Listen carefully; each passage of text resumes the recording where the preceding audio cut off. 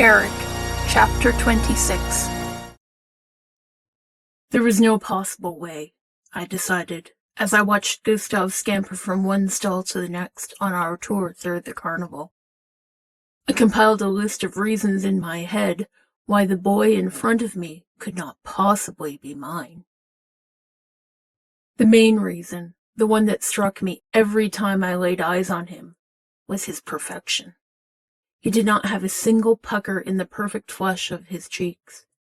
His neck, arms, and legs seemed likewise clear from what I could see.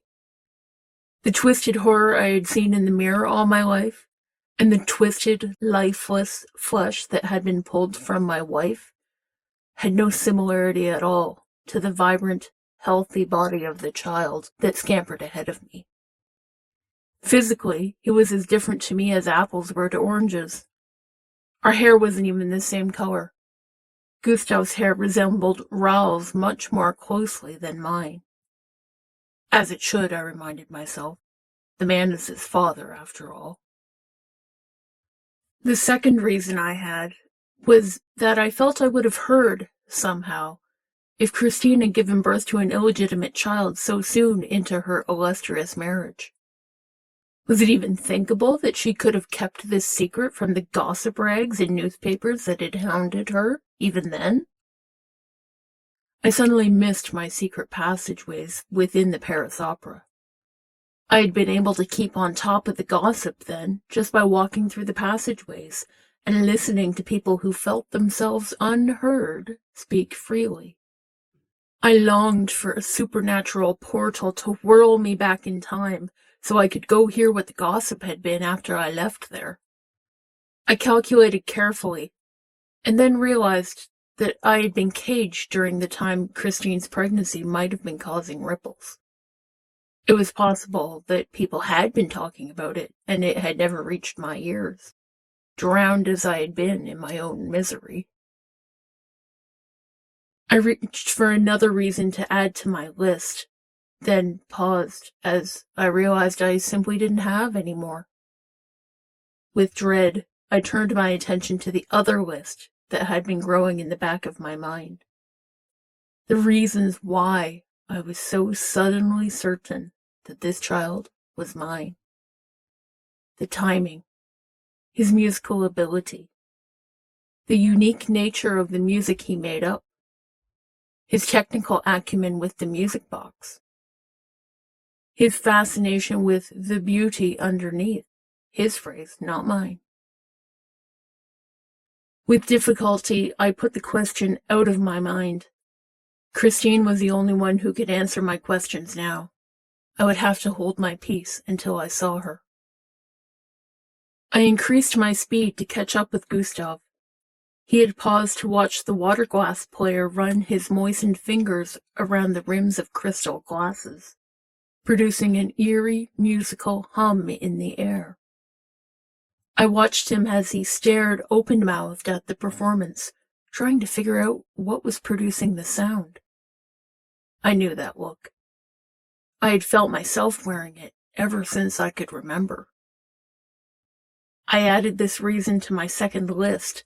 Then I signaled the performer and cocked my head discreetly toward Gustav. The man picked up on my intention and invited Gustav over to try it out for himself.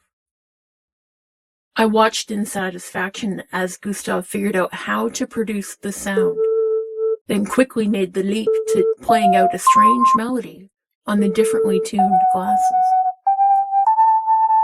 I listened to it once, then began to hum a harmonic counterpoint with him when he started it again. He snapped his gaze to me, then a wide grin broke out on his face, and he himself started humming a different complimentary melody. We stood there, giving an impromptu performance in 3 parts, 2 of which were being flawlessly executed by a 9-year-old boy. Well, why not? I thought to myself as I marveled at his skilled musicianship. If Christine and I were his parents, then he was heir to an astounding wealth of musical ability. Gustav's grandfather, too, Monsieur Daae, had been extraordinarily talented. And I did not doubt that Christine had had Gustav in music lessons since he could first speak. Gustav finished his melody, made a surprised little bow to the crowd of customers that had gathered around us, and edged away from the center of everyone's attention. I was exchanging a quick greeting with the water glass performer when I felt Gustav's hand catch mine, trying to pull me away from the place where he had drawn so much attention to himself. I let him pull me away, and we continued down the aisle. "I hope my father doesn't hear about that," Gustav said beside me.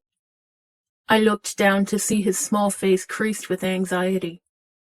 He looked up at me quickly, saw my surprise, and explained, "Papa doesn't like it when I perform my music in public." "Is that so?" I asked, suddenly anxious myself to give him some confidence in his abilities. "Well, I met your grandfather once, little Vicomte, your mother's father, and he would be proud as punch of you right now. You did very well back there." I watched as a glow seemed to illuminate his face from within as he accepted the praise. I pressed forward with my next question, suddenly curious. "Does your mother talk about your grandfather very often?" "No, monsieur. I don't think she's ever told me much, besides that I'm named after him. Oh, and that he was Swedish." "Really? And you never hear her and your father talking about him? I'm fairly certain your father knew him well, too." I held my breath to wait for his answer. "No, monsieur, they don't—" He broke off the rest of what he had been about to say. I didn't press him about it. It was clear that something about his family didn't sit right with him, but I thought he wouldn't thank a complete stranger for dragging it out of him. He seemed very used to holding his silence and trying to escape people's notice. What he had said, however, had spoken volumes to me. I quite clearly remembered Christine saying she was foregoing the musical future I had had in store for her in favor of spending time reminiscing with Ra about her father. If they were not doing that, now or at any point in Gustav's memory, then her marriage to him had quite clearly lost its charm. I remembered him also saying that he would beat her for not obeying his instructions. I wondered if he had ever followed through on that threat, or if it had only been empty bluster. Christine had not seemed marked last night when I had seen her, but I knew that oftentimes the cruelest men knew how to accomplish their evil without leaving marks on their victims. I myself had been victimized by two such men, and the only mark it had left was on my psyche. We wandered on for another few stalls before I added a new thought atop the layers of fragile suppositions and imaginings that were currently cluttering my head. If Gustav really were my child, he might resemble what I myself could have looked like had I not been born with this face. I studied him carefully as we walked, intent on discovering what it must be like to live behind such an unremarkable, perfect facade. I wondered if he had ever felt thankful for the gift he had received. Likely not, I thought. Whoever thinks to give thanks for the problems they don't have to deal with? We continued on down the aisle, stopping to greet my performers every few feet or so. I introduced Gustav to each of them. With every repetition of the introductions, I could feel the introduction I longed to make on the tip of my tongue, ready to spell out. "This is Gustav, my son." But I held it in, knowing it was far too early to unleash this bombshell on both Gustav and my staff. Gustav greeted each person politely and held in any comments he had to make until we had moved out of earshot of the performer. The comments he did make filled me with pride. He consistently seemed to pick out the best thing about each person and remark on it. "That man sounds like an angel, monsieur." Her hands were so soft. He can bend just like a snake. Curious, I asked him, "You know, most of the people that come in here are scared of my performers. Anything that doesn't look normal frightens them. But you don't seem to be scared." He looked at me, surprised. They're just people, monsieur. Different from everyone else, I suppose, but no less talented or kind or beautiful than any other person. I felt my heart swell as I realized the kind soul he had. Many people went their whole lives without coming to that realization. We came to the end of the row of performers, and I stopped to briefly consider what I planned to do next. I suddenly decided that I had to go ahead with my hasty plan, despite not knowing what the outcome might be. I drew Gustav a little aside and crouched down so that I was closer to his eye level. It may surprise you to know, Gustav, that I started off as a performer in this very carnival. I play violin and piano, and I sing, but I could never do so in a real theater because of my face. His gaze snapped to my mask as if my mentioning it had finally made him feel comfortable looking at it. It's this that makes me a carnival performer. I don't want to hide anything from you. And I reached up and took off my mask. I ought to have anticipated the result.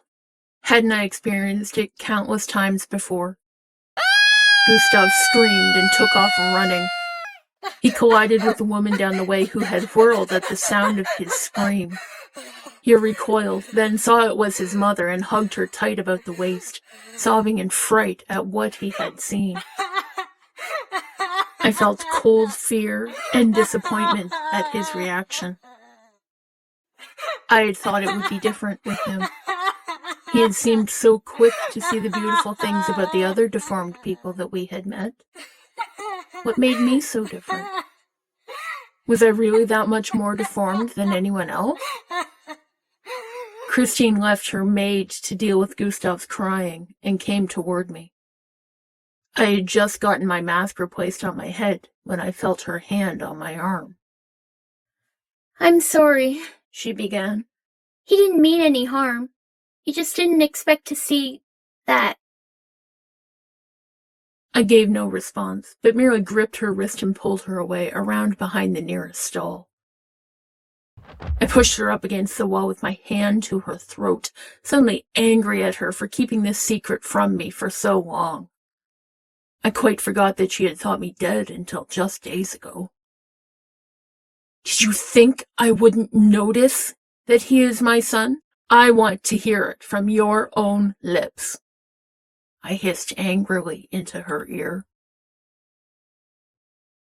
She hesitated, and a surge of anger made me tighten my grip on her throat. Was she planning to prevaricate with me even now? She gave a huge sigh and dropped her gaze to the ground. "It's true, Erik. Gustav is your son.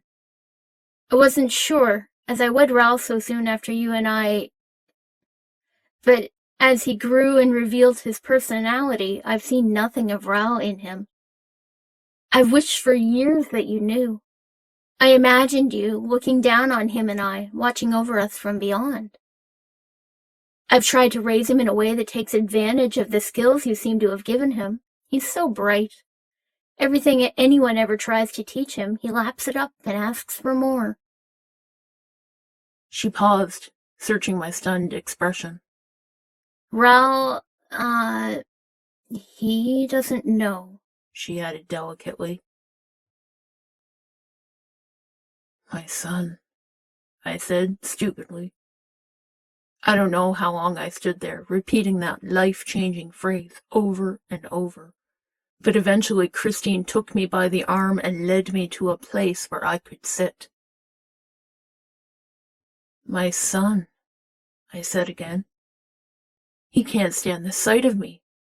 He sees the beauty in everyone else he encounters, but not me, my own flesh and blood. and I'll have to hide from him until I die. Christine, I turned to her. Forgive me. I did not intend for this to happen. I meant to remind you afterward to find an herbalist if you should have fallen pregnant, but you were sleeping, and events— I wasn't sleeping, she interrupted. I was lying there trying to decide whether you or Raoul needed me more. I didn't want to leave you alone in your cellar without a very good reason. I already had a damned good reason to stay. I loved you.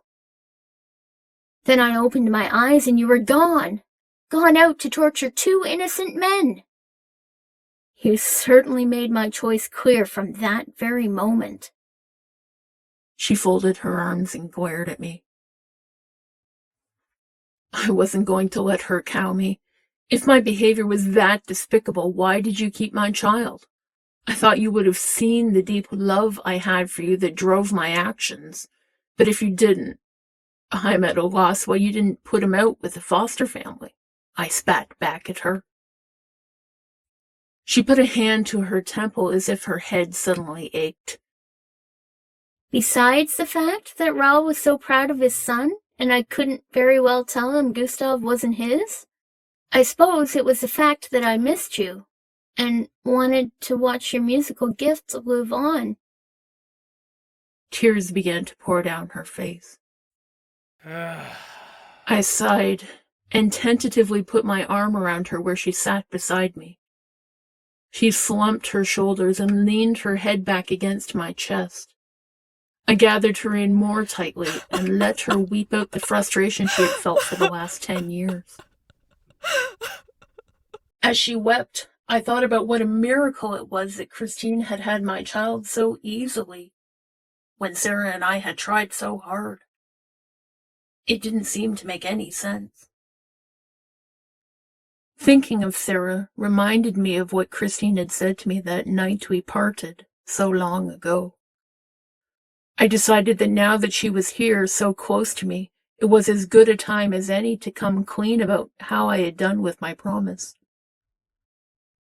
I told her as much as I could about our years apart, starting with my captivity in the carnival, then my legal windfall and assumption of the management of the carnival. I didn't gloss over my love affair with Sarah either, for I wanted Christine to know that not only had I found love, I had only killed once in defense of that love. I felt as if I were submitting myself to a tribunal.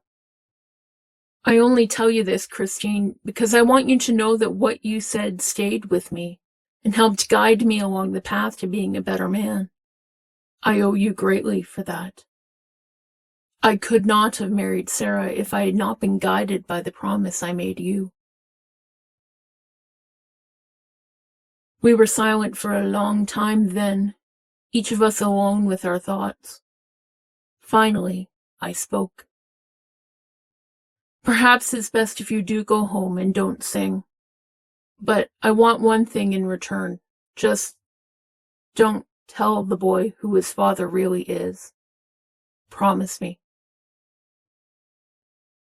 My heart ached at the unjust bargain I was putting forward. I would never get to hear her sing the song I had written, and she was going to flee from me with my son in tow. The son who would never know the truth about his paternity, but the son who would have an infinitely better life not knowing.